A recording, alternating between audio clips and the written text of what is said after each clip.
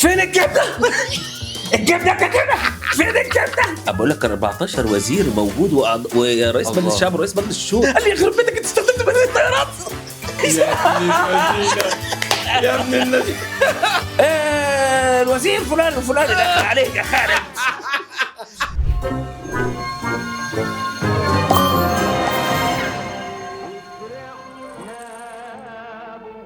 يا مساء الانوار اللي معاه الدش النهارده.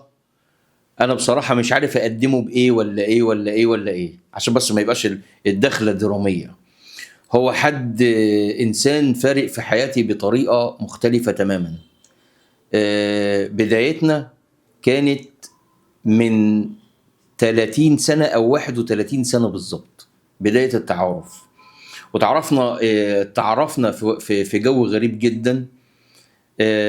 هو أخدني من مجال لمجال، طبطب عليا في البداية، وكان نعم الأخ فعلا الكبير، وكان فارق في حياتي بشكل كبير. هو أخويا الكبير وصديقي الصدوق. عشنا مع بعض أكتر من 12 سنة، صحيين نايمين قايمين مع بعض.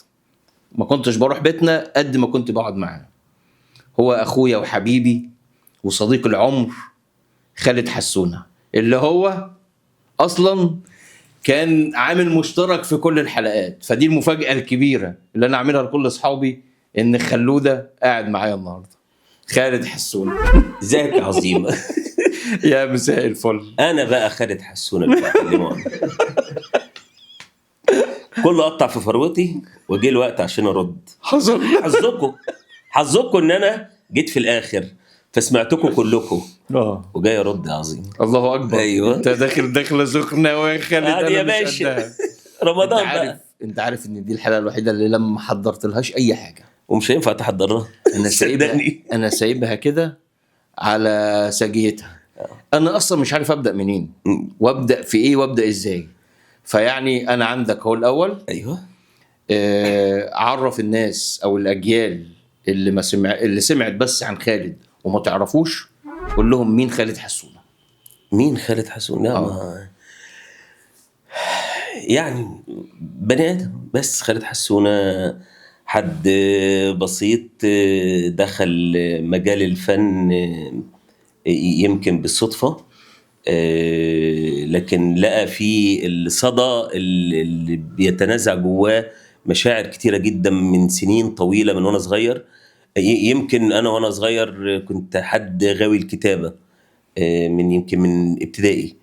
كنت في فترة اعدادي وثانوي بحب جدا الموسيقى والغنى والقراءات والمكتبة.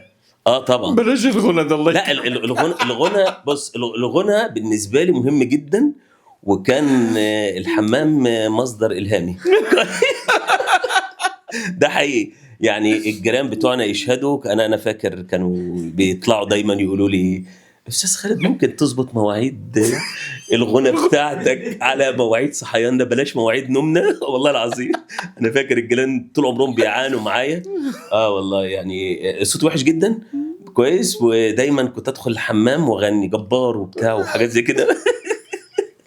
انت في كل العروض اللي عملناها زمان اللي كان بيبقى فيها يعني مثلا غني، انت كان لازم تغني معنا في انا بص، انا بحب اعيش الحاله كويس، وعايش كل اللي حواليا الحاله الفنيه.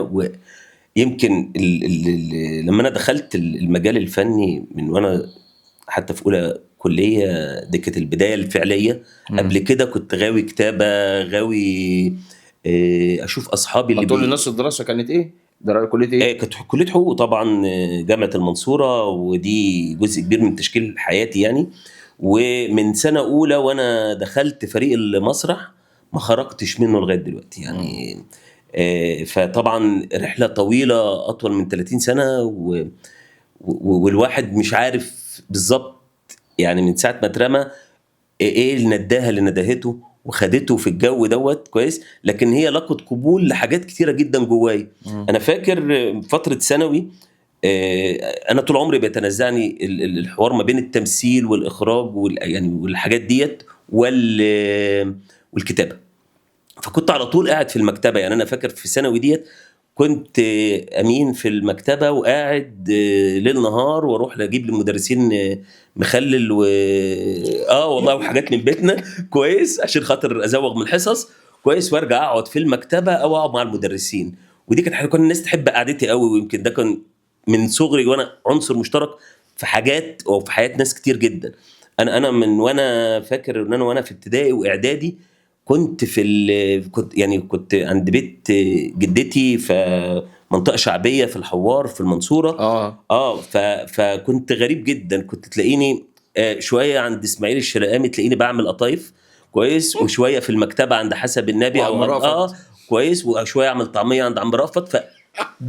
الله ايه يرحمه. الطفل المعجزه ده اللي هو بيعمل كل حاجه ده والله العظيم، ويروح يودي الاكل في شارع بورسعيد لخالي الله يرحمه، وكان حاجات عجيبه جدا وانا صغير كده لا ومنتشر. انت كنت مشاغب جدا يا خالد، جدا جدا جدا. انا فاكر رمضان ده كان دايما الناس تشتكي في الشارع لجدي من كتر القلق اللي كنت بعمله. كنت غاوي اعمل انا فاكر كنت بتعبي عبوات بومب متفجرات. يعني هي البومب كانت بتتفرغ في ازايز بالظبط وتترمى وتعمل انا كنت انفجارات. ببتكر فيها بقى، انا كنت بغاوي اختراعات فيها. والله. بص يا سيدي، خالد حسونة هو عبارة عن يعني هنقول ايه، هنقول هو قاسم مشترك طبعا في كل الحلقات اللي اتقدمت. الناس كلها بتتكلم على جدعنة خالد، وان هو محطات فارقة في حياة كل واحد، وليه ليه نصيب كل صاحب من شلتنا، سواء بقى من شلتنا الخواص او الناس بشكل عام. ليه حتة كده، خالد له عنده حتة كبيرة كده في حياته، وده اتفق عليه الناس جميعا الحمد لله. تمام. فأنا من ضمن الناس دي، وده أساس في حياتي يعني. أول بداياتي في البداية خالص، أول ما دخلت الكلية، فكنت داخل عشان رايح المسرح، بس أنا داخل يعني جاي لحقوق عشان رايح المسرح. تمام. فأول بني آدم قابلته كان خالد حسونة. فاكر اللقاء فاكر ده؟ العرض؟ كان النار والزيتون؟ لا، ولا اللي قبله؟ خالد يا حسونة انت كده هتضرب بالنار. انا لا ارجع معايا بالذاكره، انا واحد بنسى، فما تتعامل معايا بس رجعني، لان انا في ذكريات كتيره جدا بيني وبينك يعني. هو كان كتابه حبيبنا الله يرحمه أسامة نور الدين إكليل غار. طبعا ده كان اول عرض اخراجي، اول عرض اخراج. واول عرض انا اتولعوا فيا فيه. بالظبط كده. فاكر ده كان عرض كله كان هاند ميد. ايوه بالظبط كده. الميزانيه اتلغت، وقررنا انا ومجموعه من المخرجين الشباب اللي هم بقوا المخرجين الاساسيين في المنصوره والقاهره بعد كده ان احنا نكمل المهرجان رغم انف الجميع بالجهود الذاتيه، بالحب وبجهود الذاتيه. فكان ده كان من اعلى العروض اللي كان فيه جهود ذاتيه، وكان اول مره طلبه تخرج في الجامعه. ده حقيقي حصل، لان انا كنت في رابعه وتصديت لمساله الاخراج، وزمايل ليا في كل كليه هكذا برضو، وبدانا نخرج. فطبعا ما عندناش امكانيات، الكليه بتقول لنا ما فيش امكانيات، فبدانا نعمل الديكور ونعمل الحاجات. فانا فاكر بمناسبه الجهود الذاتيه دوت كله خيش. فكنت بروح البيت الصومعه كل ما يصلح ان هو يتاخد عشان ديكور العرض فباخده. انا فاكر ماما ربنا يديها الصحه ويبارك في عمرها، وكل سنه وهي طيبه حبيبه قلبي يعني، وهي قاعده بتتفرج. مش ده اللي كان في الصالون؟ لا، وكان واحد صاحبي الله يمسيه بالخير دلوقتي هو مستشار كبير، ابراهيم صديقي، ابراهيم ابو عرب. كل التحيه ليك لمعالي المستشار ابراهيم ابو عرب، ونشوفك على خير باذن الله قريب. ابراهيم كان صديقي المقرب وكان جاري، ومع بعض في ثانويه عامه ومع بعض في حقوق ورحله كده، بس انا طبعا في مجال وهو في مجال. كان مؤمن قوي بيا، فيجي كل عروض يحضرها، وكان دايما يعني ايه يحب كلمه الخير كده. فيقعد جنب امي في العرض. انا طبعا عازم الناس كلها، العيله كلها العيله كلها من اول سنه. انا فاكر اول سنه كنت بمثل فيها، فانا كنت جبت العيله كلها وبطلع على المسرح بقى. انا فاكر نفسي بقى طالع مع يوسف شاهين بقى وكده والله. فانا كنت بقول جمله في المسرحيه: انهم قادمون يا مولاتي. ماشي، واقولها وانا في اخر انا بطل العرض والعيله كلها. بس امي والعيله كلها قاعده، خالد هيطلع امتى؟ خالد طلع ودخل خلاص. ما خلص الدور بتاعه، انهم قادمون يا مولاتي، هو ده الدور بتاعي. في صوت في الاخر كده هيبقى هو بقى. كان في العرض بتاع اكليل الغار ده اول عرض اخراجي طبعا، فعازم الناس كلها. فابراهيم صديقي قاعد جنب امي وبيقول لها كل شويه طبعا يطلع حاجه في المسرح، هو مش ده جود الانتريه اللي انتوا كنتوا شارينه جديد وما عملتوهوش؟ هو عمله لبس. فتقول له يا ابراهيم شويه، هي مش دي حديده الستاره بتاعت البلتكانه؟ هي مش دي دي مش السكاكين اللي انتوا بيحاربوا بيها دي بتاعت ايوه يا ابراهيم. انا فاكر ان كل تفاصيل العرض دي كانت هي فعلا هاند ميد، وكنا حتى جينا عملنا الخيش، لبس السعاليق لبس خيش، والمفروض ان انا بقى كنت عامل ايبور الجديد اللي جاي وداخل في الكواليس. فانت حبيت تعمل ايه؟ انت شايله ايه؟ مشعل ده ولا شعله؟ شعله فيها نار، فكانوا حاطين فيها قطن وكده. وبعدين مين اللي وانا داخل قام موقفني عمرو نوار الله يرحم ابوه بقى، الله يرحمه، عم رأفت نوار. عم رأفت طبعا. فقال لي لا استنى يا محمد، استنى اصل دي مش مليانه، استنى ما نزودها. وقام عامل ايه؟ حاطط سبرتو، جايب ازازه السبرتو وبيكمل يا نهار ابيض. ايوه صح. فانا طبعا دخلت بقى على ودي الفينال يعني لازم ادخل عشان تقفل. ايوه. فلقيت كل الخيش بتاعك كله نار، بدأ يولع، ايدي كلها نار وهم بيطفوا فيا وانا عايز ادخل، الحماسه واخداني بقى لازم ادخل، العرض هيبوظ.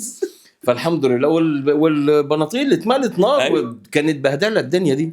الحمد لله ربنا ستر. وفاكر عرض كمان طالما بقى ذكرت انت موضوع الهاند ميد، فاكر ما اجملنا؟ طبعا كنا عملناه في نوادي المسرح، ده اللي انت اعتمدت بيه كمخرج ثقافه جماهيريه. والعرض ده عملناه بعلب الصفيح. الاضاءه كانت عملنا الاضاءه، عملنا المركب بمواسير الصرف. ايوه والله. وعملنا الشرعات. بس كان عرض خدنا فيه سكسي جامد ممتع جدا جدا جدا. وبعد ما قعدنا 4 أيام نشتغل في علب السمنه وعشان نعمل الاضاءه وبتاع، عرضنا الصبح. فكان اول عرض كان الاضاءه ولا ليها لازمه. لان العرض كان في قاعه مفتوحه بتاعت الفيديو مفتوحه كلها ازاز، فما فيش اضاءه. بس شغلناها. الابداع ان احنا شغلناه. لا هو بمناسبه العروض دي يا محمد، انا فاكر لك موقف. بلاش عشان خاطري. ليه؟ ما مواقف كتير جدا يا محمد. قول. قول. لا احنا كنا الفتره ديت، وجت بعدها فتره النار والزيتون طبعا، العرض النار والزيتون دي بعد ما انا اتخرجت عملناه بقى. لا انا فاكر انت كنت في فتره من الفترات عامل كده زي المسلمين الاوائل، مربي شعرك كويس طويل، وعامله ضفيره بتاع، ورحنا نمنا في بيت واحد صديقنا اسمه حنفي كويس. يا ابن الذين اوعى انا نسيت اليوم ده. فحنفي ده عنده سته الله يرحمها بقى ولا يخليها اذا كانت لسه عايشه يعني، كانت عجوزه جدا وهي قطاطه بالظبط كويس، و40 واحد نايمين وكده، وعظيمه نايم على الكنبه بره. فهي لما بتدخل من باب الشقه هي كانت بره، واول ما دخلت من باب الشقه اول واحد لقيته شعر طويل نايم على كنبه ومد ظهره للحيطه، وديت فجاه اتحولت لقطاطه. يا حنفي انت فين يا حنفي؟ جايب نسوان بنتي حنفي. البيت كله صحى. الواد ده خد على يومها. الواد ده اتنفخ يومها. يا ستي ده عظيم، وكمان اسمها عظيمه. هي كان لا يمكن تتوقع. وساعه طبعا نفهم فيها ان ده راجل اصلا، يا ستي بشنب وداني وكمان مش عارف فيلم بقى. انت فاكر الحاجه دي يا ابننا؟ والله كنت ناسي. لا انا فاكر. انت مخزن لنا بقى التاريخ الاسود كله بتاعكم عندي. طيب انت كان في صومعه اللي هي شقتك. طبعا الكل اتكلم عنها واتكلم عن ذكريات فيها يعني. وطبعا تامر برضو اتكلم عن بداياتك معاه في انك انت طبعا قاسم مشترك في كل الاعمال اللي حتى عملها تامر يعني. طيب يا سيدي، موقف ما نسيتوش لتامر او هو ما يعرفوش مثلا او مش فاكره وفكرنا بيه، يكون موقف فارق يعني. تامر محمود. لا انا تامر محمود صديقي طبعا ورفيق ضرب في حاجات كتيره جدا، ومن الناس اللي فعلا باخد رايه في حاجات كتيره جدا لغايه وقتنا هذا يعني. هو طبعا هيتفاجئ ان انت جيت، لان هو طبعا احنا بعتنا له الرساله اللي انت كنت بعتها له في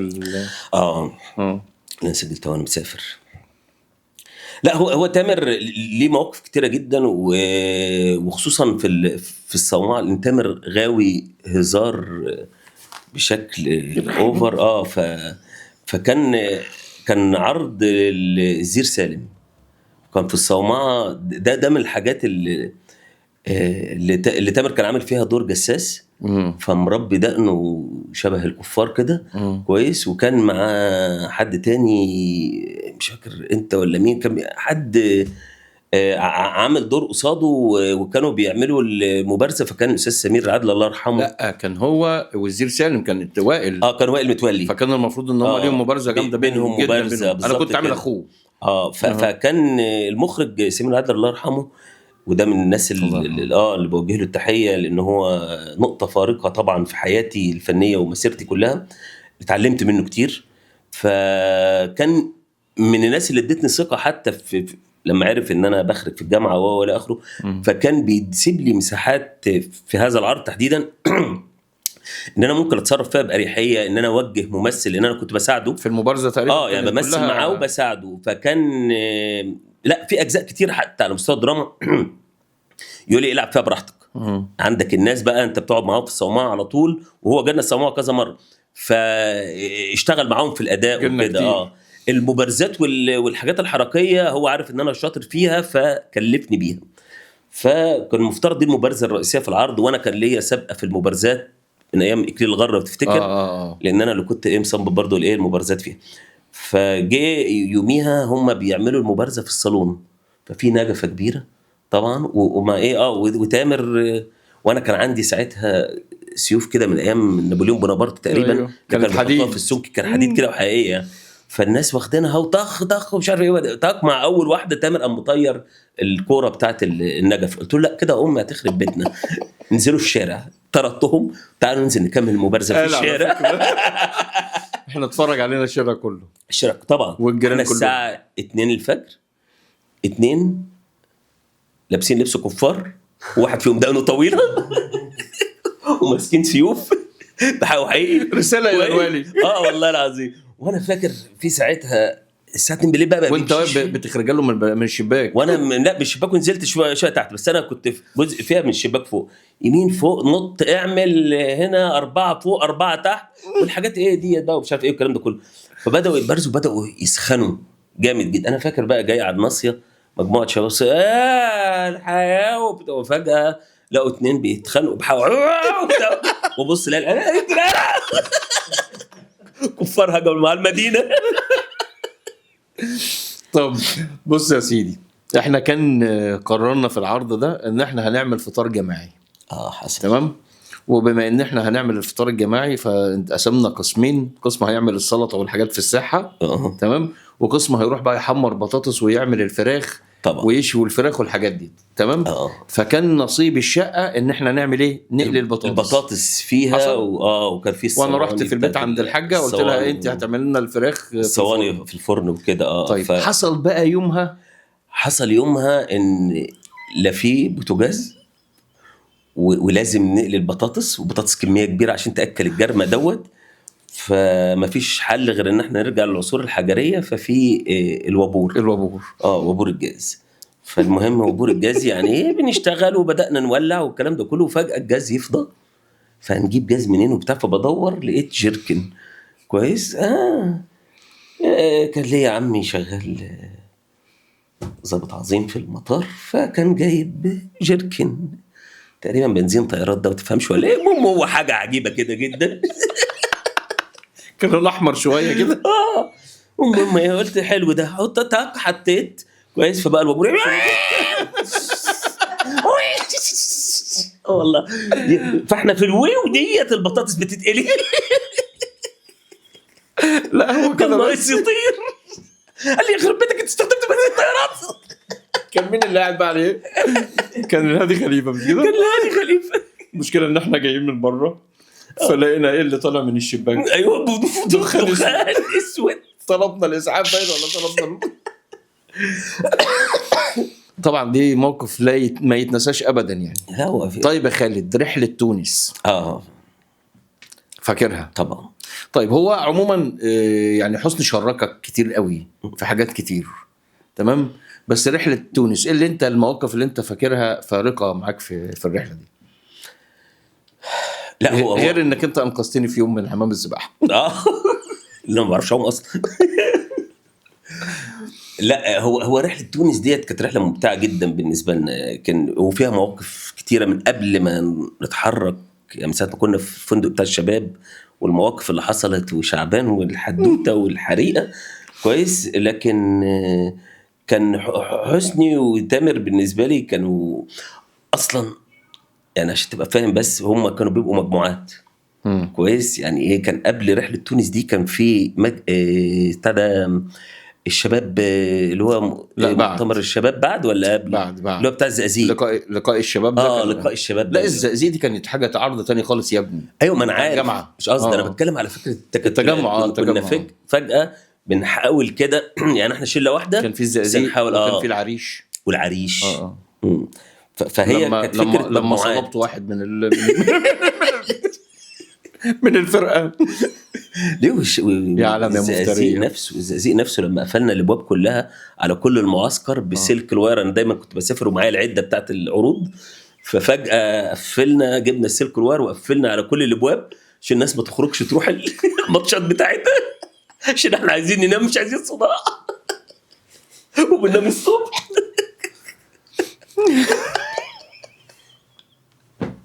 والمشرف اللي غدوا اكله.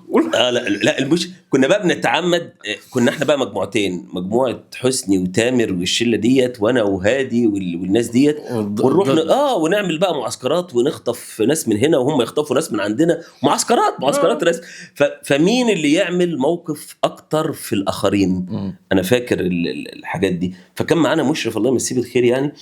انت بتحكي موقف في الفطار صح؟ طيب فالراجل قاعد يفطر من كتر المواقف اللي اتعملت في الناس، فبقت الناس تخاف جدا مننا. فبقت الناس حتى على مستوى الاكل تاخد الاكل بتاعها وتاخد جانب كده عشان خاطر ما فالراجل دوت فضل فاتح الباب عشان خاطر يراقب كويس، وقاعد حاطط الترابيزه بتاعته في البلكونه كويس، وقاعد ياكل ومحطوط عليها الفطار بالجبنه الرومي مش عارف ايه، بالجبنه تاكوز وايه. وتامر وحسني طبعا جايين يعملوا الموقف واحنا عايزين نعمل موقف قبلهم. فهم رايحين يسرقوا منه الفطار. فداخلين له من على الباب، تامر حسني خليكم عندكم، محدش فيكم يتحرك. ده هو واقف على باب البلكونه، وهو فوق على باب البلكونه ومنعهم من دخوله. محدش يتحرك، انا بقول لك كويس. فين الجبنه؟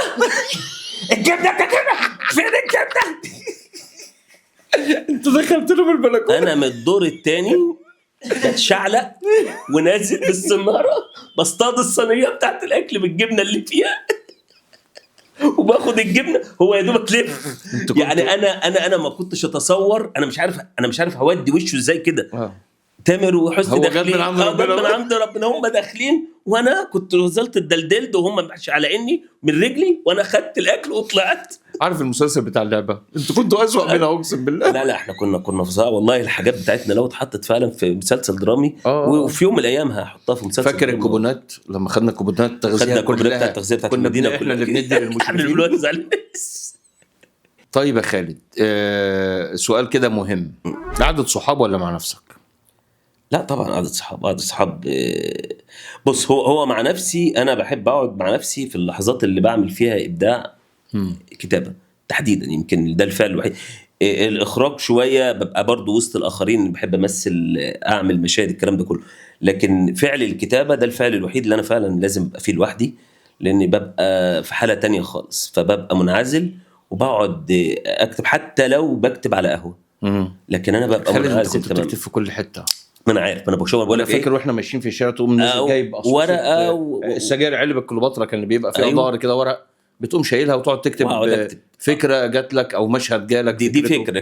لكن لما بتبقى مسترسل في الكتابه بتبقى مركز بتكتب مسرحيه. يعني انت تدخل للبيت عند خالد تلاقي ان في قصائص كتيره جدا جدا صغيره كده ومتقطعه ومكتوب فيها افكار لمشاهد ده تعرف ان هو كده خلاص كده بدأ يبدع ويكتب يعني. ده عندي القصاص دي لغايه دلوقتي، وعندي الاقلام الصغيره الرصاص المبريه لغايه دلوقتي برضو اللي كنت في بعمل البتاع اللي انت كنت بتعمل فيها حاجه بالسجاير دي، في كل حاجه.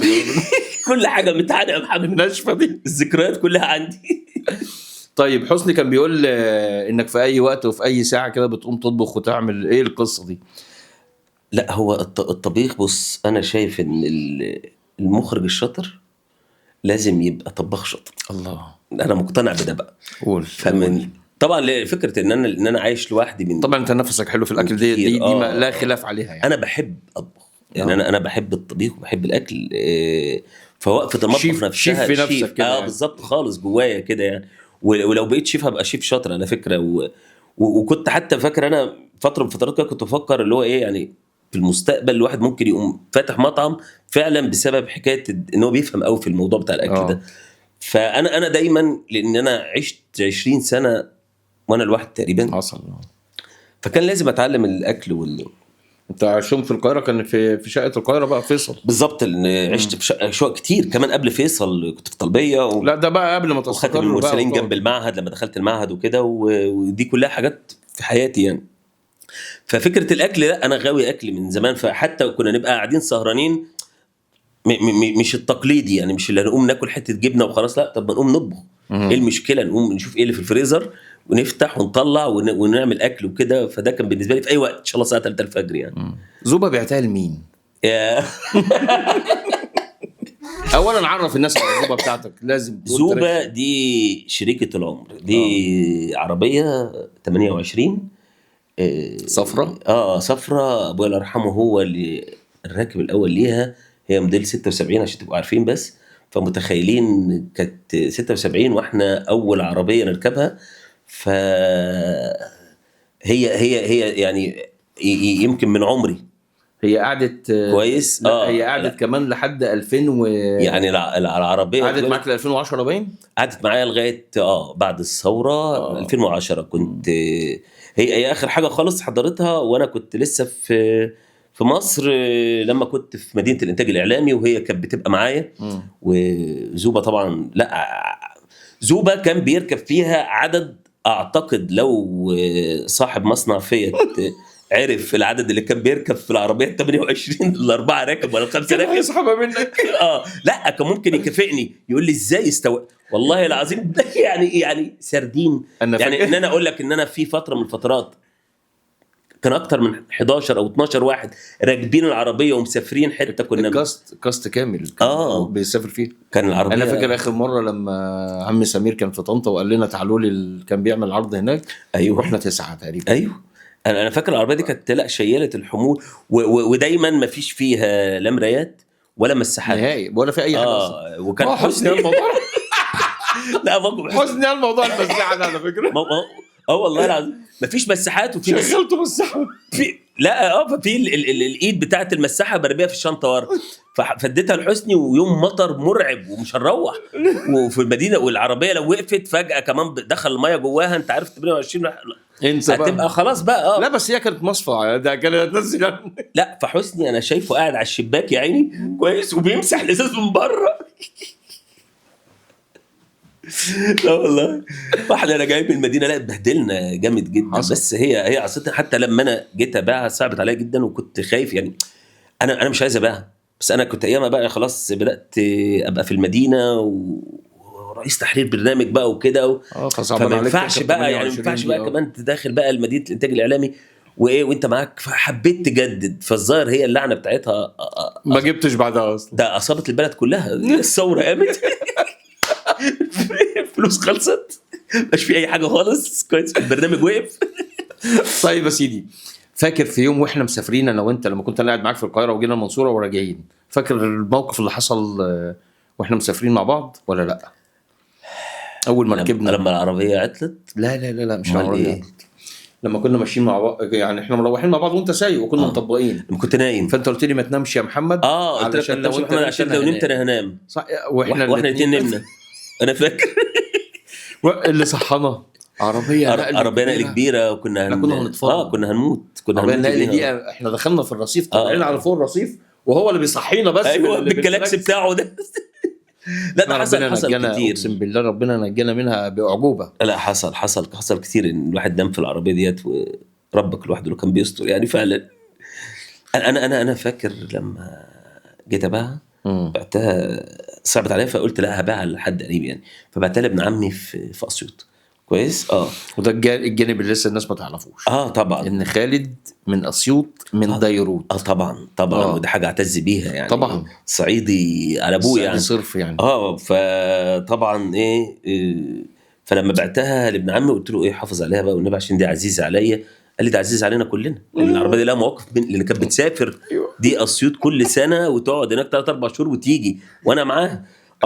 فالمهم لما رحت اول زياره للبلد كويس بسال على العربيه وبتاع، قال لي في الغيط. قلت له بتعمل ايه في الغيط؟ قال لي سرحها.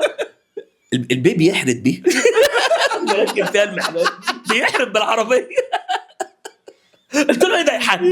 ده يا حاج بتعمل ايه؟ حد يحرد بالعربيه؟ انت فاكر يوم ما رحت كان ابن عمك باين، لما رحت بقى جالك بالعربيه ورحتوا باين مش عارف كان مؤتمر ولا كان ايه عندكم في البلد، حاجه كبيره كده. ده لما لا ده كان عضو مجلس شعب. كان حد تقيل يعني وفاز وكده وكسب اول مره يكسب وهو من عيله تقيله. فعاملين احتفالات رهيبه جدا. فضرب النار في الصعيد اوفر شويه او اوفر حبتين، ده اللي هو يعني مساء الخير. فالمهم رايحين فقال لي لا تعالى لازم نبارك له. يعني سايبنا ولازم نروح نبارك له. قلت له يلا بينا. رحنا. المهم وقفت بالعربيه، فضلنا ماشيين بالعربيه وبتاع لغايه ما قال لي خلاص كده ما عادش ينفع كده العربيه هتقف هنا. العربيه ليه هتقف هنا وبتاع؟ قال لي انت شايفه عربيات فعلا سد الشوارع كلها على مدخل البلد اللي احنا رايحينها دي. فالمهم داخل بقى وبتاع، انا شايف حاجات عجيبه. انا شايف عربيات عليها نص آلي وعليها متعدد. انا دخلت بلد تانية ولا ايه؟ انا مش فاهم ايه اللي بيحصل. كويس. فكل ما ابص له يقول لي ده فلان خط الصعيد وعليه خط الصعيد وده عليه 700 سنه احكام. قلت له هو في ايه؟ احنا رايحين فين؟ رايحين فين؟ وضرب النار شغال وعيال صغيره ماسكه آلي. الله. انا كنت يعني انا رجعت طبعا يوميها يعني. فاللي هو بيديني فرد بيقول لي يعني جامد جامد الراجل خش جامد. قلت له والله ماشيله والله ماشي. ضرب خزنتين الراجل. ففي وسط الضرب وبتاع انا فاكر ان الضرب بتاع قال لي اوعى توطي تجيبها مش هتطلع. الله اكبر. ما انا لو نزلت مش هطلع في وسط الزحمه. النضاره وقعت ومبقتش شايف كويس. قلت له يلا خلاص يلا بينا نمشي يا محمد يلا بينا نمشي. انا ازعم ان ضرب النار اللي اتضرب يوميها يعني ما اتضربش زيه من ساعه حرب اكتوبر. الله.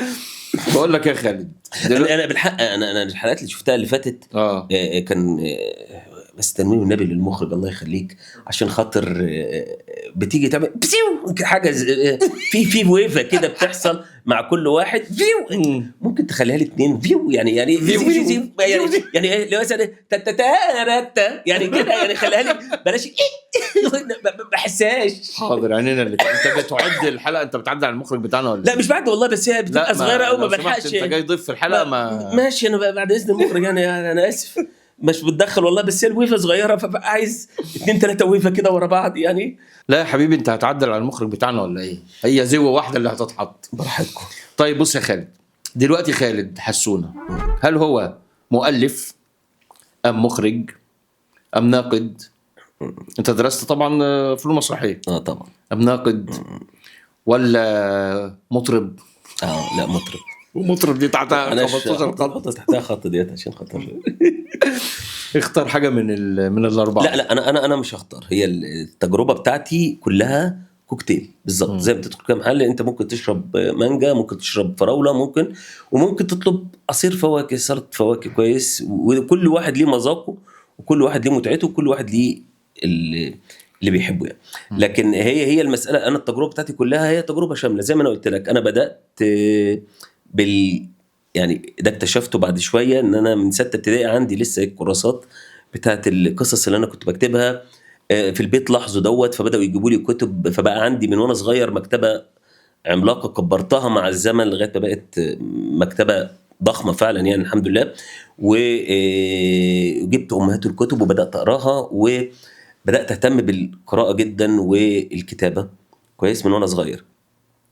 فاكر فتره ثانوي جنب المكتبه كان في لي اصدقاء فنانين زي الدكتور ضياء كويس، اللي هو ضياء عبد الكريم، وانا اصريت ان انا اسميه ضياء نور كويس لغايه ما اقنعني ان ضياء هي نور. يعني انت ليه مصر كده وبتكتبني ليه في البامفلت ضياء نور؟ ما هي ضياء هي نور يعني. واختلفنا كتير وفي الاخر اقتنعت بوجهه نظر طبعا، بس بعد ما كنت يا عيني بهدلته معايا في كذا عرض مسرحي كتبته ضياء نور وبتاع طبعا الاسم هو الفني يعني. هو ضياء قال انك انت من افضل المطربين اللي هو سمعهم في حياته.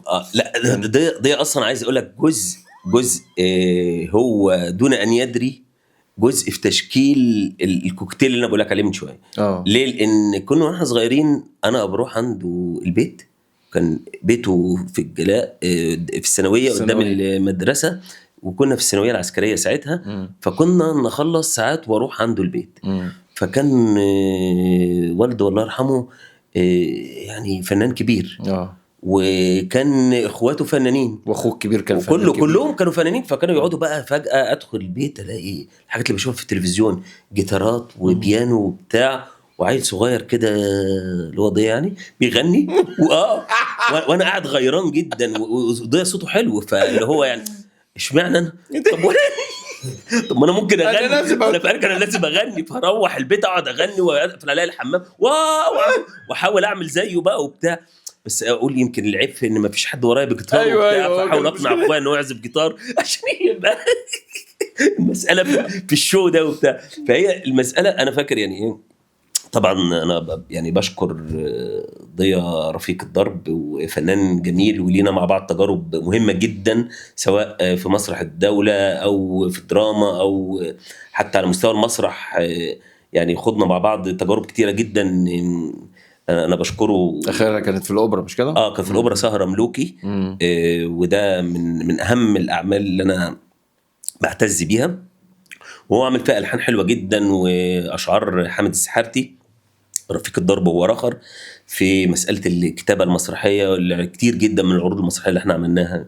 انا حتى لما عملت، انا فاكر لما عملت فيلم سينما كان في رباعيه اصريت برضو ان ضياء اللي يغنيها كويس، وطلعت بصوت ضياء لدرجه ان المخرج مصر ان ده علي الحجار اللي بيغني. قلت له يا عم ده صديقي دكتور ضياء نور. كويس. ضياء نور برضه. وقابلت له ده ضياء اخو نور. انت لما تلاقي في الافيش في التتر الوراني هتلاقي اهداء شكر شكر لضياء نور برضه يعني كده. فهي يعني فده جزء كان من تشكيل التجربه كويس. بعد شويه تبقى تدخل الجامعه فتكتشف ان انت ممثل شاطر. هو انا الحمد لله ما فيش مجال دخلت فيه الا ما كنت يعني سايب بصمه، مش هقول متميز او احسن واحد، لكن على الاقل سايب بصمه. بلاش التواضع ده يا خالد يحسونا. لا ده حقيقي. فدي بس الحته اللي هي بتاعت انت بتخيرني ما بين ايه وايه. بلاش تواضع بجد يعني. هو مش احنا لا تملكك يعني، بس ما فيش حاجه يعني عملناها سوا او عملتها مع تامر برضو سوا يعني. او عملتها في يعني مثلا اخوك حسني قال ان انت مستشاره في حاجات كتير. تامر قال جمله جميله قوي عجبتني يعني تعبير لذيذ جدا حبيته منه يعني، لما قال خالد اخويا الصغير واستاذي. طبعا انا شهدت على الكلام ده يعني، شاهد عيان على كله يعني. وحسني اخويا الكبير وهو اللي ناصح امين ليه يعني. فلا انا اشهد ليك يعني ان كل حاجه كان خالد بيحط فيها بصمته بتبقى مميزه جدا جدا جدا، ودي حقيقه. ده بفضل من ربنا سبحانه وتعالى. يعني انا شايف انت عارف، بص انت ابن حلال يا ابني والله. والله بجد يعني. انا مش هنسى في موقف في يوم واحنا بنعمل عرض النار والزيتون، وفجاه المفروض ان احنا وصلنا للفينال خلاص كاسيت. يعني الدنيا هنقفل. يا ربي. وكنا طبعا ايامها لان الامكانيات كانت عظيمه جدا، فكنا بنشغل كاسيت وبنحط قدامه الميكروفون، ودي هي دي الصوتيات يعني. طبعا عشان تسمع تمام. الموسيقى. ويومها احد الاشخاص الله يصلح حاله كان داس على الفيشه فاتقطمت. فكنا مدربين العيال بمشقه ان هو لازم يقول ورا الاغنيه لازم اللي يحفظوا نزلت، الاغنيه، والاغنيه كانت صعبه لازم جدا. يحفظها صم كانت علشان. اغنيه ماجدة الرومي، وكانت اغنيه صعبه جدا. وشوف ورغم كده وفصل الكاسيت والعيال كملت.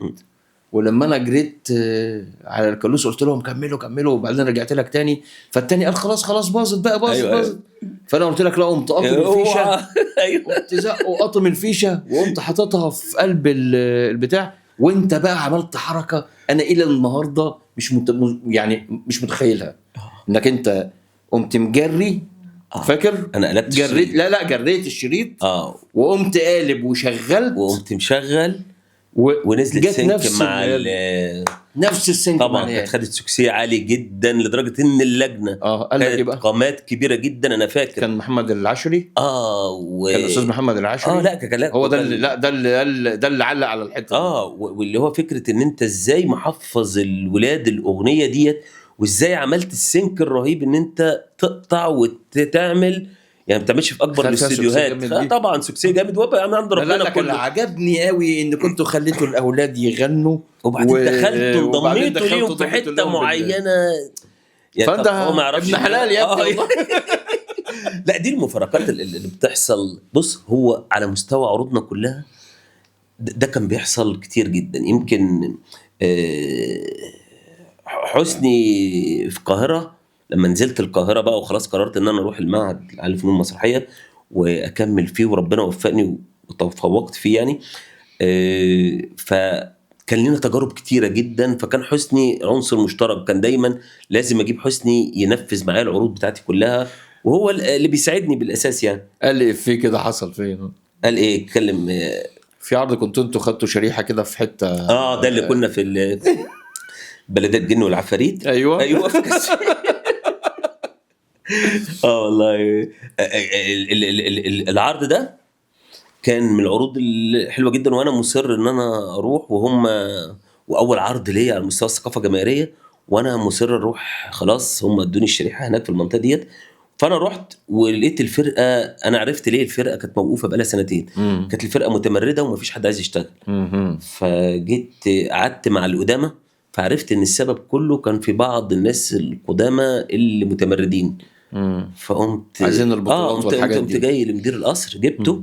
كان اسمه ضوء المكان والمدينه بتاعت السلام. قلت له ضوء المكان. هو ما بص، كان الله يرحمه بقى ولا ربنا يديه الصحه، كان عايش. هو المكان كله كان جن وعفاريت كويس. فضوء المكان قلت له لا، انا ساقط من الف ليله وليله كويس في المكان ده، احنا مش عارفين احنا فين، فاحنا جايين نخرج كده تجربه وهنعديها يعني. فقمت داخل قلت له طيب ماشي اوكي، لو سمحت انا مش عايز اي حد من الفرقه القديمه. قال لي طب وهتعمل ايه وبتاع؟ قلت له لا انا هتصرف. تجديد. قلت له هتصرف. قال لي هتصرف تعمل ايه يعني وبتاع؟ فالمهم ايه، هم كده مفيش في بني ادمين ولا ايه؟ والله العظيم. فرحت لقيت فرقه الموسيقى قاعده بتاع. قلت له انا اسف يا استاذ معلش بقى اقطعك بس وبتاع، حضرتك وحضرتك وحضرتك وحضرتك ينفع تمثلوا كويس؟ واحد فيهم شاعر وواحد فيهم مطرب يا ابن الله. والله العظيم. وقالوا لي ايه في ايه؟ قلت لهم بعد ما تخلصوا البروفه بعد اذن الاستاذ يعني تعالوا عشان خاطر انا. وطلعت الشارع قمت جاي لو سمحت يا استاذ تمثل يا ابن ايه. والله جمعت فرقه وقمت مطلعهم. طبعا الفرقه قعدت تضحك عليا، الفرقه القدامى وبتاع. وعملت عرض من اجمد العروض للفرقه ديت. ويعني انا اتذكر ان الناس اللي انا خدتها كتمثيل ومستمره في المجال وليها اسم دلوقتي، كل ما يقابلوني يقولوا لي استاذ خالد حضرتك ليه واكبر مني، ناس اكبر مني بكتير. انت جبتنا الفضل انت جبتنا من حتت تانية ودخلتنا المجال ده وحببتنا فيه. فحاجات بتحصل بالصدفه. فمن ضمن المواقف مع حسني، انا فاكر كنا بنعمل، كنت اتكلفت بحفله تخرج لاحدى الاكاديميات الكبيره في القاهره، وكنت انا المخرج وكده. كنا في مدينة نصر في قاعة المؤتمرات مدينة نصر. الكلام ده من زمان قبل الثورة. ورحنا فالحفلة كبيرة حاضر فيها ما يقرب من 12 وزير ورئيس مجلس الشعب ورئيس مجلس الشورى حاجه ضخمه جدا يعني وبتاع، وفجاه انا المسؤول عن الحفله دي، واول حفله كبيره اخرجها بالشكل دوت وكده، وحفله تخرج وبتاع ومسؤوليه. فالمهم اخوك حسني طبعا بيساعدني. فيوميها ايامها حسني كان اتعرض لحادث، فايده مكسوره ومجبس ايده، ورايحين الحفله متامنه من الحرس، وكل المسرح كله متلغم طبعا ناس قاعة مؤتمرات يعني وبسلاح وبتاع. واخوك حسني دون عن الايام كلها جاي متجبس اليوم ده كويس، ولابس فانلة دونجل كويس عصابه قناع الاحمر، ما اختارش من اللبس كله غير الفانلة المخططه فاكر انا التيشيرت بتاعت اللصوص، وهو يا عيني اصلع وكان ليه شعرتين كده شبه نجاح الموجي كويس، وايه وقاعد لي في الكواليس بيتنطط كويس، ويقابل الناس بتاع الحرس، اقف في جنب بقى لو سمحت، اقف في جنب. يا حسن دول مش كومبارس، يا حسن احنا مش منقينهم، دول الحرس بتاع سيادة لا ما بحبش دوشه وبتاع. بس فلا حسن ليه مواقف كتيره قوي قوي قوي معايا يعني. طبعا ده هو حكى بلاوي يعني. بص يا سيدي، احنا كده جينا لفقره جلا. فقره جلا بقى احنا ايه؟ جينا لفقره جلا. صاحبنا النهارده مطلوب منه يختار كارتين من 5 كروت: كارت الهروب، كارت الندم، كارت التضحيه، كارت الوهم، وكارت الفشل. وهنسأله كام سؤال في الكارت اللي اختاره ولازم يجاوب. بس قبل بقى ما تسحب الكروت في سؤال ملح عليا كده. ايه اللي خالد حسونة يعني ايه الحاجة اللي جلت منك وزعلت عليها؟ لا هو انا بص، انا الحمد لله ما بزعلش على اي حاجة انا عملتها كويس او اتعملت فيا. يعني ما انت قاعد قدامي اهوت وانا جاي لك بصدر رحب، رغم ان انت سبب اساسي في تحول مسار الفني كله يا محمد يعني. محمد يا جماعه اللي ما يعرفوش كان مره عندي في الصومعه اللي في مصر، وانا كنت مطبق وكنت طبعا متفوق وبطلع برتب دايما على الدفعه، اول يا تاني الدفعه في المعهد العالي للفنون المسرحيه. وجيت اليوم دوت انا فاكر ان انا كنت بذاكر ومطبق وتعبان جدا وكان عندي دور وبتاع، ومحمد صادف في اليوم دوت ان هو جاي سهران بايت عندي. نعم يا سهران يا ابني. كنت عايش معايا الفتره دي. بولايه دكرور كلها تما. وكنت شغال مندوب بتاع ادويه. بالظبط كده. ما انا كنت تعبان برضه. ما انت تعبان بس جيت انا فضلت سهران للصبح وخلاص، فضلت 2-3 على الامتحان. فهو شايف عيني حمرا يا عيني والبرد والبتاع مش عارف ايه وبموت، وقال لي لا انت لازم تنام 2 وبتاع. قلت له لا ما انا خايف يروح عليا الامتحان يا محمد. قال لي لا ما تقلقش، انا سهران، انا مطبق وعادي، انا 2 واصحيك. المهم وانا طبعا ظابط المنبهات وظابط الحاجات ومش بدي اخوانه بقى طبعا، وفجاه بصحى والامتحان عدى منه ساعه كويس. لا ساعه ايه؟ امال ايه؟ كان عدى ربع ساعه من الامتحان. قمت مكلم مرسال. ايوه اعمل ايه يا مرسال؟ قال لك اركب تاكسي وروح. ايوه. طب ما تكمل بقى كله طالما انت حكيت بقى. طب ما هو حضرتك نمت. الماده دي كانت لمين؟ حضرتك نمت يا فندم. طب حضرتك نمت، وكانت ماده تخصص انا شلت قصادها 12 ماده يا يعني راجل. يا عجاز الله. كمل بقى الموضوع. المهم بقى ان هو ايه، الماده دي الوحيده اللي كان الدكتور بتاعها اصلا في محاضره قبل كده الدكتور بيتكلم ومش عارف ايه، فاللفندي قام متنح معاه وقال له كلامك غلط يا دكتور. قال له انا كلامي غلط؟ قال له ايوه يا دكتور كلامك غلط، المفروض كذا كذا كذا كذا. فالراجل حطه في دماغه، فهو راح ودخل فعلا اللجنه تمام، وقالوا له خش للدكتور لو سمح انك تمتحن. ماشي، ما سمحش خلاص. فالدكتور ده كان جنبه كم لا الدكتور عمل موقف طبعا. طيب يعني فضل مقعدني قدامه، كان فضل يعني دقايق على نص الوقت، 10 دقايق او 5 دقايق، فضل يتكلم معايا ال5 دقايق دول. بعدين قال لي في الاخر بص في ايدك كده قانونا ما ينفعش تدخل. شفت بس الموقف مش انا بقى اللي الموقف من اساسه ان انا بروح كل يوم 4 سنين يا محمد، 4 سنين. دي كانت سنه رابعه انا فاكر. 4 سنين بروح في معادي. وانا مصادفك تشركني ولا لا يعني بس بقول لك يا محمد هو ده اللي جالنا يعني فكره التجليه يعني. ان انت بص انت بتندبش على حاجه. عايز اقول لك ممكن اكون الموقف دوت سبب من اسباب عدم تعييني كمعيد او دكتور في المعهد اكيد، لكن خير خير يا جماعه، خير والله يعني اهو. بس ربنا بيعوضك يعني يمكن تاني سنة على طول يمكن جالي مسلسل الناس في كفر عسكر ولعبت كان فيه حلو. 9 أو 10 حلقات، وكانوا دول فارقين في حياتي في حتى على مستوى التمثيل وكده وده بقى بمناسبة الحاجات اللي هو ايه، انت بتشتغل في حاجة فربنا بيوفقك، بتشترك في مسابقة مسرح فربنا بيوفقك بجايزة، اللي هو ايه، انت لما بتدخل في مجال اللي هو الكوكتيل اللي انا بقول لك عليه يا محمد، اللي هو انت لما بتدخل في مجال الحمد لله بتبقى سايب بصمة وسايب أثر، فانت حياتك كده، حياتك الكوكتيل ده. انت ما زلت موظف في الحكومه في بإعارة. نفس الوقت في نفس الوقت انا مخرج في مسرح الشباب في الشرق. لا هنا مخرج، يعني مخرج في مسرح الشباب هنا، وبدرس دراما بره برضه في الامارات يعني. في الامارات. يلا عشان ربنا يرجعك بالسلامه كده ان شاء الله، وتلحق الطيران يعني. طيب موقف جل منك واخد بالك، وبرضه يعني مش ما زعلتش عليه بقى، قلت الحمد لله ان هو جل؟ لا يعني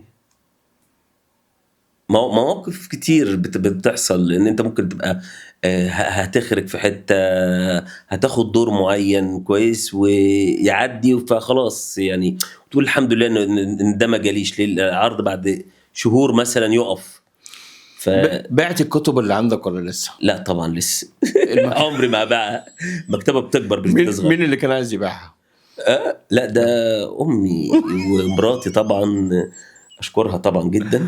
هم مراتي واولادي نفسهم يبيعوا الكتب، مش عارف ليه، عشان خاطر هي واخده اوضه كامله عندي، فنفسهم يتخلصوا من الكتب. عايزين الاوضه يا عم بقى، خلاص كفايه كده. لا هو ارتباطي بالكتب من صغري، انا بقول لك انا من 6 ابتدائي وامي لاحظت فيا دوت، فبدات من اولى اعدادي تجيب لي كتب. سور الازبكيه طبعا خد منك رقات. طبعا ده ايام بقى ما كان الكتب ليها سعر. لا انا فاكر موقف كنت والله العظيم فاكر فيلم العار، حصل معايا حقيقي بس في الكتب. كنت داخل في شقة الطلبية، فكان معايا واحد صاحبي مهمل قوي عايش معايا، فالمهم نديله التحية برضه. لا مش عايز اديله التحية دلوقتي. هما كانوا 2، ففيهم واحد كان مهمل قوي ودايما يسيب حاجة، يعني شباك مفتوح، نار مفتوحة. المهم اليوم ده انا راجع والبيه نسى حنفية الشقة، حنفيات الشقة كانت الماء قطع، فسايب حنفية الشقة. كان بيجرب وسادد. ده ما كنتوا قاعدين في الطلبية. ودخلت، وشقة الطلبية كانت شقة قديمة وبتاع، دخلت فجأة لقيت الكتب عايمة، الكتب عايمة في الشقة. ايه ده؟ مش ده كتاب الدراما؟ ايه ده مش الكتاب بتاع ايه ده؟ وبنزل على ركبي بهدومي، والله كتب، انزل معايا الملاحة. وباخد الكتب يعني وبنشرها وبطرد صاحبي مرة، طبعا طردته قعدتش عايش معاه، خلاص انا قطعت على كده. والله العظيم قعدت شهرين بنشف في الكتب، فالناس شايفيني عيني فيها، منطقه طلبيه شايفين الناس بتنشر هدوم بتنشر فلنات، لكن عمرهم ما شافوا كتب بتتنشر. يخرب بيت شيطانك يا خالد.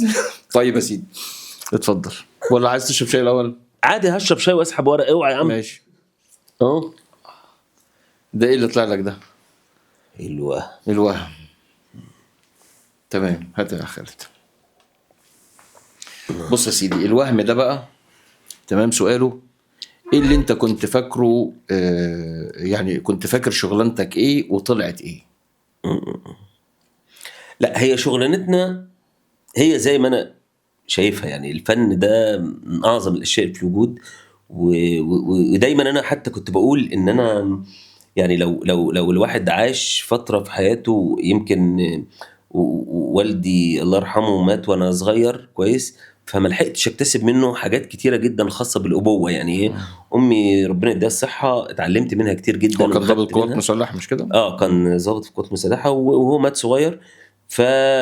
وكنت انا في الفتره دي لسه داخل اولى اعدادي، فما لحقتش اتعلم منه. فكنت بقول دايما ان كان ايامها بقى ساعتها المسلسلات القديمه، كان بابا عبده وبعض المسلسلات ابناء الاعزاء شكرا وكده، التي لم تعوض الى الان. بالظبط. كانت المسلسلات الدراميه انا كنت بقول ان انا يعني نص مبادئي والحاجات اللي انا اتعلمتها في الحياه اتعلمتها من الدراما. فيمكن من السن الصغير ده عرفت قيمه الدراما كويس جدا، حتى وانا بكتب ببقى مراعي ده تماما، وببقى يعني حريص قوي ان انا لو في حاجات هتتنشر او في الكتب او بتاع يبقى شايله بصمه فيها بعض الحاجات دي، وبعض المبادئ او بعض المثل او القيم والحاجات دي كلها. فكنت بقول ان انا اتعلمت من الدراما اللي ممكن ما كنتش اتعلمته من وانا صغير. ففكره ان المجال بتاعنا وهمي، لا هو مش وهمي، لكن هو فيه للاسف بعض الصعوبات اللي بتخليك في لحظة بتيجي وإذا صاحبها اليأس وكده إن أنت تحس إن أنت إيه ده وهم، أنا ضيعت عمري هباء. لا، لكن هي الليلة مش كده. الليلة إن كل وقت يعني مكتوب لك أنت هنا هتبقى الكاتب الفلاني، هنا هتبقى المخرج الفلاني، هنا هتستمتع بالحته. ما ممكن كنت أبقى زي غيري أقول لا أنا هركز في التمثيل بس، أو هركز في الإخراج بس، أو هركز في الكتابة بس، والله أعلم كنت هنجح في حاجة من الثلاثة دول ولا لا يعني. لكن هي الكتير يقول لك ايه لا انت عشت الوهم وبتاع. لا خالص، انا كل فتره من حياتي انا استمتعت بيها، حتى فتره التدريس اللي انا بعملها دلوقتي انا مستمتع بيها بشكل او باخر يعني. طيب اتفضل. طب قبل ما تسحب الكارت ده، اتفضل. تامر في مره من المرات وهو معاك كان هيتقبض عليه ليه؟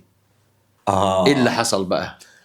لا ده هو تامر يعني ايه، ما هو ده برضو الشله، فاهمني؟ انت لما يبقى عندك مجموعه كده ففي مثلث كده كويس، حسني وتامر وانا، فيعني ايه لما بنتجمع في مكان اعرف ان في يعني مصيبه هتحصل. بالظبط اكيد كده. لازم طبعا. فطبعا احنا حكينا موقف من شويه اللي هو بتاع حسني وعصابه الدونج اللي كان لابسها دي واللي هو عامله ده. تامر في المقابل انا كلفته بالاضاءه بحاجه بيفهم فيها، فهو ماسك اضاءه بعض المؤتمرات في مدينه نصر، واديته يعني قاعد في الكابينه. قاعد في الكابينه، واديته لاسلكي. وانا معايا الديكتافون الثاني اللاسلكي الثاني.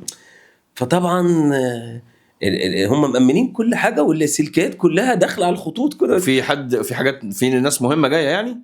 بقول لك 14 وزير موجود ورئيس مجلس الشعب ورئيس مجلس الشورى، وتامر في المايك فوق الوزير فلان وفلان داخل عليك يا خالد.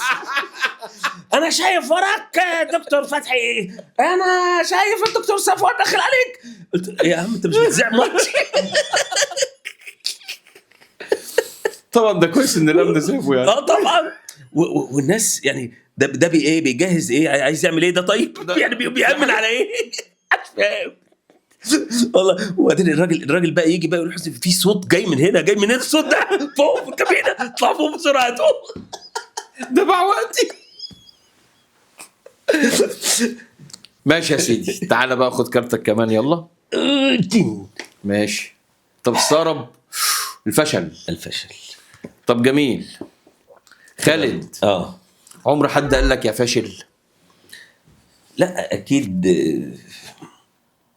كل واحد في حياته تعرض لشكل من اشكال السقوط، ما بحبش اسميها الفشل يعني. واعتقد ان طب السقوط ده اشد من الفشل. لا، ما انا هقول لك اهو. هي الانسان اللي انا بقول لك مسميات الناس للحاجات كويس. انا لا بعترف لا فكره فشل ولا بالمسمى اصلا، لان واذا كان المسمى زي ما انتوا بتقولوا عليه يعني، لكن هو المساله ان انسان بدون فشل يبقى ما فيش نجاح يعني. فهي المساله ببساطه في لحظات تعثر، بلاش نسميها فشل، بتتعرض ليها وبيتعرض ليها اي انسان في الدنيا. هي زي بالظبط فكره الصعود، انا بطلع سلالم فبلاقي سلمه مكسوره، سلمه مش مظبوطه، سلمه مش موجوده اصلا. يعني نقدر نقول انك انت بتقول ان الفشل هو مجرد دافع للمرحله الجديده. طبعا دافع للنجاح. حتى لما الواحد يبقى متوقع نجاح لعرض ما او مسرحيه ما او فيلم ما بشكل او باخر، وبيتعرض لانه هو ما بيحققش النجاح المطلوب منه، انا ما بسموش فشل. والا لو قسنا بالمنطق دوت هنلاقي ان في اسامي كتيره جدا للمخرجين ومبدعين كتيره جدا على مستوى المجال الفني بتاعنا قيل عن اعمالهم. يعني شريف عرفة قيل عن مثلا اول افلامه لما عمل الدرجه الثالثه والاقزام قادمون، ان دي افلام هم حسبوها ان هي فاشله ايرادات، لكن بعد كده عندنا اعظم مخرج في تاريخ السينما المصريه، يعني من اشطر الناس. طيب اللي ممكن امتى هيكون الفشل هو منطقة لا اقف وعيد او اقف وغير اتجاهك؟ امتى المقياس اللي تقيس بيه ده يعني؟ المقياس اللي هو فكره تقبل الجمهور. انا دايما الجمهور بالنسبه لي هو المقياس، والجمهور مش بشكل فرادى، يعني مش رأي واحد هيخليك تغير اتجاهك. انا دايما كنت بقول ان لو اي حاجه انا عملتها في الكوكتيل اللي انا اتكلمت عنه من شويه ولا قدر الله حسيت فيها بفشل جماعي كويس او سقوط جماعي، لا هوقف فورا. يعني في الوقت اللي ابقى فيه على خشبه المسرح وانا بمثل والاقي الجمهور مستاء مني، انا لا ما عادش هبطل، يعني هبطل تمثيل اكيد. وكذلك الكتابه، لو انا بكتب وكل اللي حواليا يقولوا لا ده وحش او سيء او، لكن الحمد لله الواحد في كل خطوه من ديت بياخد سكسي، سواء خد جايزه يحفزه ويقول له انت ماشي في الطريق الصحيح، او اراء الناس يبقى بشكل ايجابي وكده. فلا ده هنا النجاحات اللي بتكمل بتقضي على اي محاوله للفشل قد تصيب الانسان في فتره من فترات يعني. تمام. خالد حسونة راضي عن مشوارك؟ بنسبه كبيره، يعني مش هقول لك جدا طبعا، لان ممكن الواحد كان يبقى يأمل ان هو يحقق نجاحات اكتر بشكل او باخر، لكن هي خطوات. انا يمكن قصرت شويه في بعض الخطوات، وخصوصا ما كنتش صبور قوي في منطقه التمثيل. كنت ممكن احقق فيها اكتر من كده. على مستوى الكتابه انا عارف ان هي ليها فتره معينه وهتبتدي الانطلاقه، وخصوصا ان الواحد بيكتب ومستمر في الكتابه كويس، وعارف ان الكتابه ليها وقتها هتطلع فيها الاعمال اللي عند الواحد كتيره. في بعض الاعمال بتطلع بتحقق نجاحات الحمد لله. تمام. لكن في اعمال كتيره جدا لسه ما طلعتش للنور، ولما تطلع للنور هتبقى فارقه في اسمي على مستوى المؤلف خالد حسوني. طيب خالد حسونة أثر في حق نفسه؟ هو انا شخص يعني بحب الاخرين، ممكن اضحي عشان بيتي، ممكن اضحي عشان عيالي بجزء من تجربتي الشخصيه او نجاحاتي الشخصيه، لكن ربنا بيجازيني في الاخر بان انا بنجح في منطقه تانية او في حته تانية بشكل اكبر، فبيعوضني عن فكره الايثار اللي انا بحبها اصلا تبقى موجوده في حياتي. يعني انا فاكر من وانت حتى بتذكر دلوقتي في ما اجملنا، انا ما اجملنا ده العرض اللي انا يعني اسميا اعتمدت بيه في الثقافه الجماهيريه، لكن عمليا انا السنه ديت قلت للجنه في شريف صلاح الدين، ده مخرج زميلنا هو يستحق افضل مني، عامل تجربه هايله ومجموعه لسه شباب جديده والى اخره، وشريف يعني هي لغايه دلوقتي ان هو اعتمد بسبب ان انا رفضت الاعتماد. وسبحان الله الاعتماد يجي لي السنه الجايه السنه اللي بعدها وانا قاعد في، يعني زي قاعد في بيتنا، يعني انا قاعد مع الراجل والراجل بيعتمدني وهو بيقابلني في نادي النقابه وانا بجدد الكارنيه لما عرف ان انا عضو نقابه. عضو نقابه، فقال لي ايه ده انت كمان عضو نقابه؟ يعني مخرج شاطر وعضو نقابه؟ لا طبعا انت لازم تيجي تشتغل معانا وتعتمد. ففكره الايثار، انت ممكن تؤثر حد على نفسك وتبقى لانك انت مقتنع بقدراتك تماما وعارف ان هي جايه لك، فده بيديك ثقه في نفسك جامد جدا. وانا الحمد لله عندي ثقه لا متناهيه في امكانياتي. ممكن يصيبك بعض لحظات احساسك بانك ايه ده، هو انا بعرف العب اللعبه دي اصلا ولا لا، لكن بيتاكد لك بالحمد لله بالخطوات اللي بتبقى ناجحه. لا هو لو جينا لمنطقه انا بعرف العب اللعبه دي ولا لا، انا شايف هو الموضوع خد جديه شويه، بس انا شايف ومش انا بس اللي شايف ده، انا وجيلي كله تما نبصم بالعشرة ان في مرحله من مراحل الجامعه حصل تحول جذري فيها في علاقات الكليات ببعض، في شكل المهرجان حصل الكلام ده. خالد، تامر، واظن انتوا دي بدايه الشعله حصلت بين تجاره وبين حقوق في مهرجان اللي كان فيه النار والزيتون، وتجربه النار والزيتون اظن ان هي يعني لم تتكرر هي وتجربه تامر في تجاره لما عملوا حلم ليله صيف. طبعا اظن ان التجربتين لم ويعني اتمنى ان هم يعني يبقوا يتكرروا، بس ما تكرروش من بعدها. لا هو فكره فكره ان انت طول عمرك اللي هي فكره، انا ارجع لفكره الايثار اللي هو فكره ان انت لا انت عايز الكل ينجح كويس. ففي فتره كده في الجامعه لما انا دخلت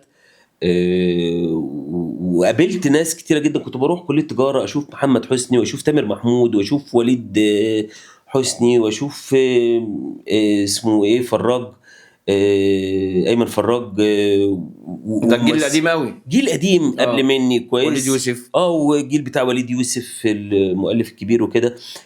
كنت بشوف الاجيال ديت واقول يا ربي هم ليه دايما المخرجين حاجبنا عن بعض. كان في طقم مخرجين كده بدون داعي لذكر اسماء يعني، كانوا شويه هم كانوا عاملين روح منافسه، هم بالظبط روح منافسه، فقافلين على نفسهم يعني جدا. احنا لازم ناخد المركز الاول. ففكره ان انا ليه اتمنع ان انا استفيد من تجربه تامر او خبره حسني او فلان الفلاني او الى اخره عشان اتعلم منه حاجه. ففكره انا داخل الجامعه اصلا انا دايما لما كنت بدخل اي مجال ابقى عايز اتعلمه جدا.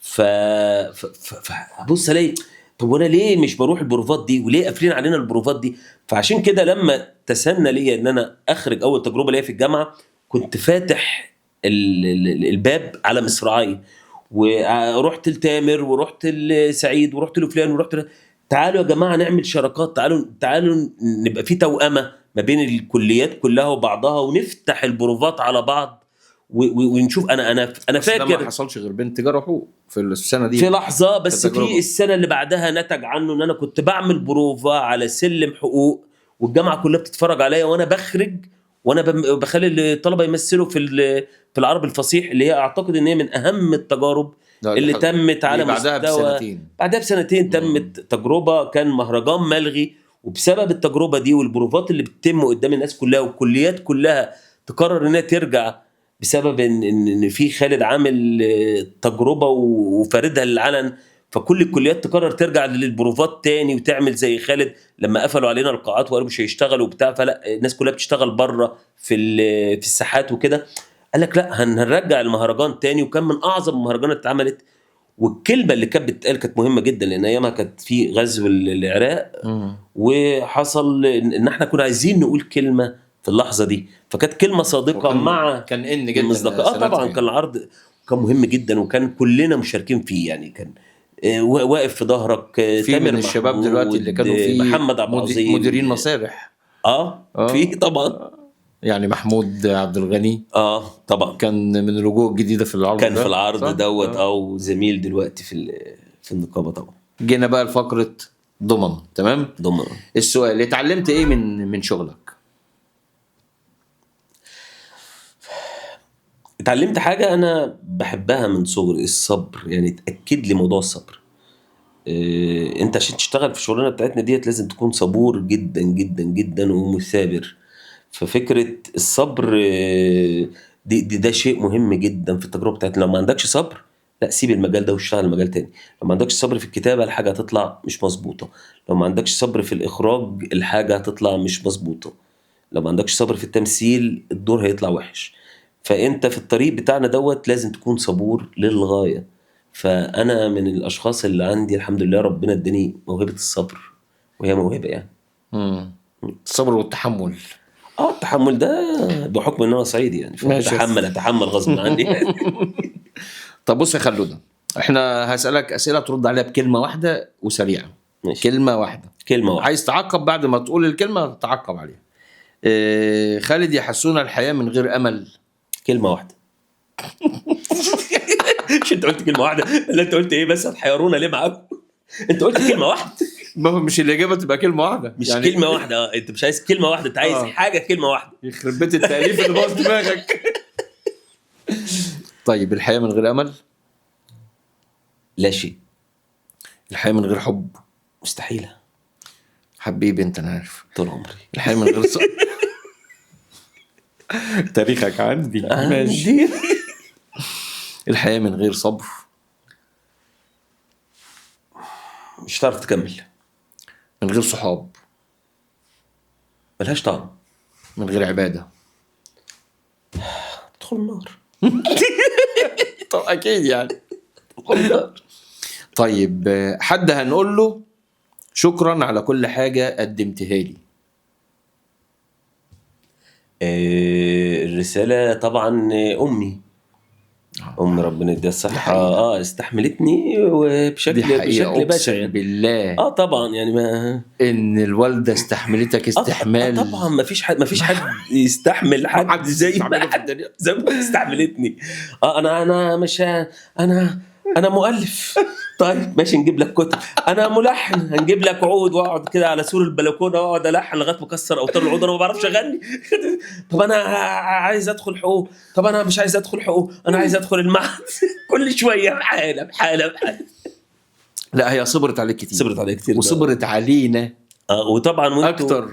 طبعا أيام يعني ما هو شقة الصومعة. مفيش حد ما ما فيش حد ما اشتغلهاش. يحصل كده يعني.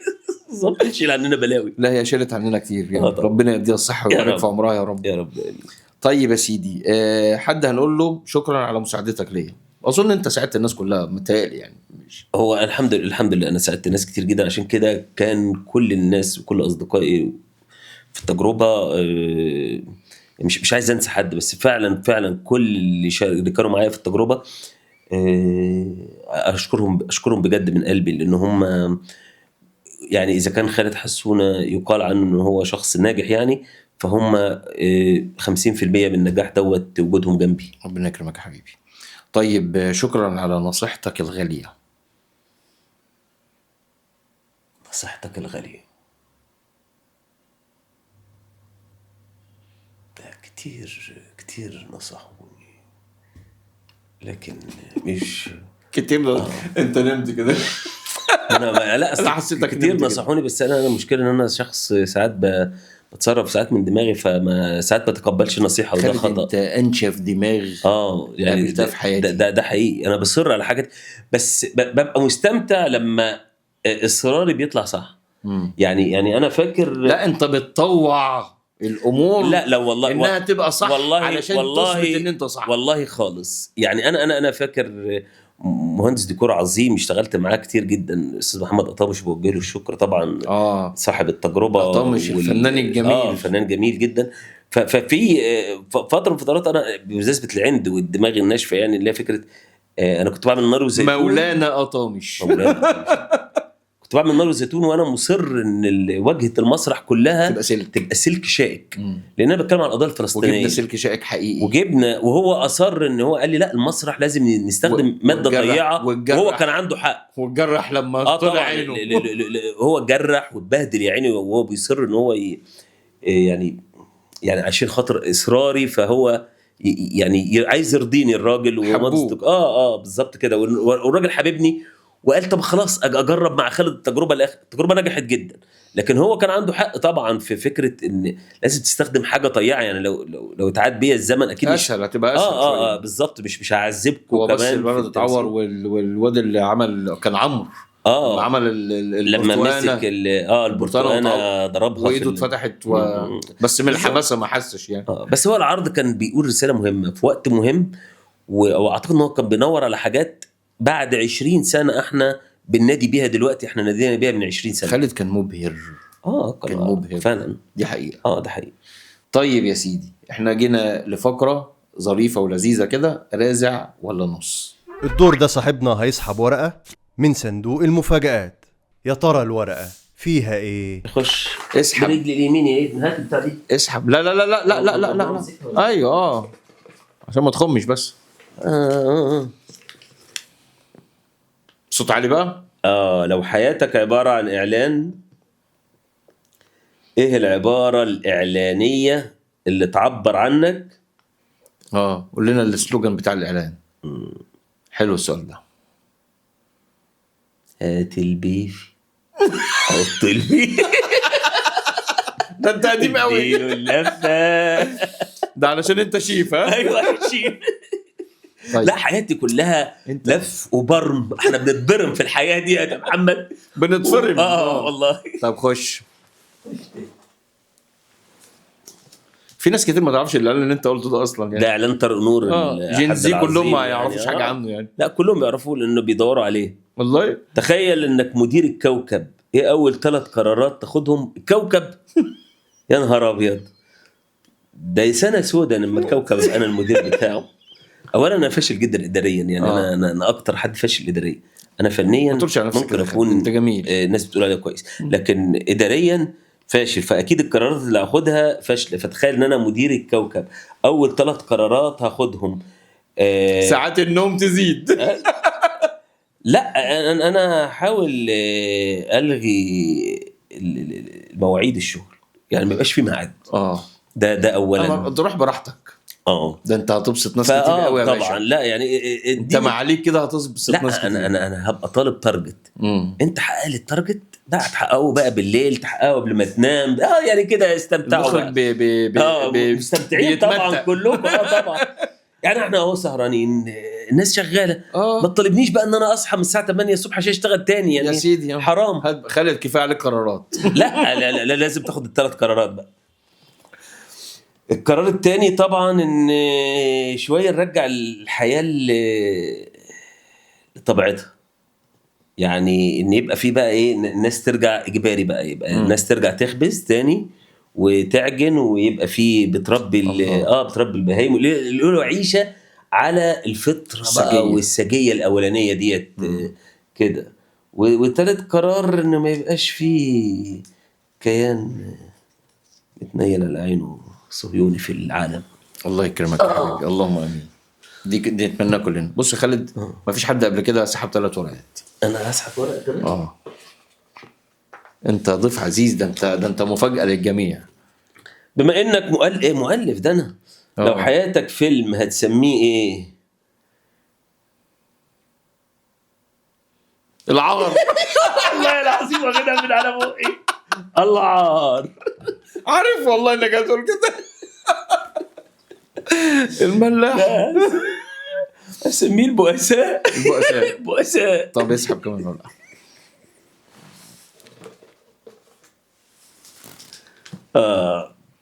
ايه اسرع رد فعل عملته في حياتك وندمت انك عملته؟ انك عرفتنا. والله اموت واعرف مين اللي زقني. لا يعني هات ما اعتقدش ان انا قلت لك ما فيش يعني. ممكن الواحد يندم على قرارات كتيره، لكن رد فعل سريع للاسف الواحد يعني بينفعل في بعض الاحيان وبيطلع قرارات سريعه، لكن بيرجع يندم عليها عادي جدا. لكن ايه هو اسرع قرار وايه اسرع حاجه في الندم؟ ان انت ممكن تكون عرفت بعض الاشخاص السلبيين في حياتك، لكن زي ما انا قلت لك ان ساعات الشخص السيء في حياتك بيبقى دافع ليك اكتر من الشخص الايجابي يعني، والشخص السلبي يعني. بس فكده وصلنا بقى للمحطة الأخيرة، وهي محطة كام بونت. خالد حسونة. أيوة. ما هو الإرث اللي يحب يسيبه؟ الاتنين، بين أصحابه وبين أهله وعشيرته. أهلي وعشيرتي ودنيتي والناس. والله يعني مش عارف إذا كنت انت هتتحول ولا ايه؟ مش لا سؤال والله سؤال، رغم ان هو جاي من انسان. انت عايزه يجي من ايه طيب؟ لا يعني مش لاقي الجديه دي يعني كمحمد عظيمه، ما انت عارف تاريخ الاسود. لكن لكن الارث لا مهم جدا ان انا اسيب لاولادي ان يبقى ابوهم سايب كلمه طيبه. ممكن تبقى الكلمة الطيبة ديت في شغل اشتغلوا، في مسرحية أخرجها، في كتاب هم عندهم في المكتبة، فيبقوا فخورين إن المسرحية دي تأليف خالد حسونة. في البامفلت طبعا كنت بحب طبعا. أنا فاكر إهداء النار والزيتون، وطن يغتال وآخر ينمو كاللبلاب الحاد. ده كان القضية الفلسطينية طبعا. يعني طول عمري غاوي حكايه الكتابه البنفسجيه. فنفسي الارث اللي اسيبه لاولادي طبعا يبقى الكلمه الطيبه، ان يتذكر ابوهم بشكل كويس، ان الحمد لله لما بتيجي سيره باباهم قدامهم وقدام اي حد في العيله بيبقوا فخورين ان هم اولاد خالد حسونه، او ان ده اخت خالد حسونه، اخو خالد حسونه، من عيله، او نعرف خالد حسونه. يعني لسه بنت اختي كانت فجاه دخلت بتعمل مش عارف ديكور لحاجه في قصر ثقافه ما، وذكرت ان خاله يبقى فلان الفلاني، ايه ده بجد وبتاع. فدايما بيبقى الترحيب كده، فببقى فرحان ان حتى لو الجيل اللي ما عاصرنيش ده 3-4 اجيال بعدي مجرد ذكر الاسم لسه بيتردد، ده في حد ذاته نجاح وحاجه كويسه جدا يعني. بص يا خالد، انا عايز اقول لك على حاجه. احنا بعد اكتر من 20 سنه ما زال الاسماء رنانه. انا قابلت اجيال لسه السنه اللي فاتت يعني، وبيعدوا لي اسماء خالد حسونه عظيمه، تامر محمود، محمد حسني بالاسم. قالوا لي دول يعني كان ليهم باع في شغلهم وبتاع، يعني فاهم. فما زال الحمد لله على فكره يعني. احنا على مستوى الحياه سيبنا اثر عند ناس كتيره جدا يعني. انا ببقى فخور لما بلاقي ناس ناجحين في المجال، ودلوقتي سواء ممثلين كبار او مؤلفين كبار او مخرجين كبار وشاطرين في المجال، وان كنا احنا السبب في ان احنا علمناهم حاجات كتيره في الطريق دوت، وكنا السبب ان احنا اصلا حببناهم في الطريق ده بالشكل ده، وسهلنا عليهم الامور بحيث ان هم يحبوا اللعبه ويقدموا فيها بالشكل وينجحوا فيها كمان. طب واصحابك مالهم؟ هتقول لهم ايه؟ هقول لهم ايه في ايه؟ هو كان السؤال ايه؟ ده العادي، الفصلانه دي ده عادي. ما تقلقوش يعني. ايه الارث اللي تحبوا تسيبه وسط اصحابك؟ الارث اللي اسيبه وسط اصحابي بس ان نتذكر، نفضل متذكرين اللحظات الحلوه اللي احنا بنقضيها وعيشناها مع بعض، وكانت هي الحواديت. يعني انا بقعد مع اصحاب ليا من 20 و30 سنه حتى بره مصر، ويقعدوا وسط ناس مجتمع مش عارفنا، بس بيحكوا الحكاوي بتاعتي لدرجه ان قابلت واحد صاحبي بالصدفه الشهر اللي فات، فبدأ يحكي حكايه حصلت من 25 سنه في الشله بتاعتنا ايام الصومعه، فاللي بيكملها لي مستشار تاني جنبه، هو بيقول لي مش الحدوته بتاعت كذا كذا.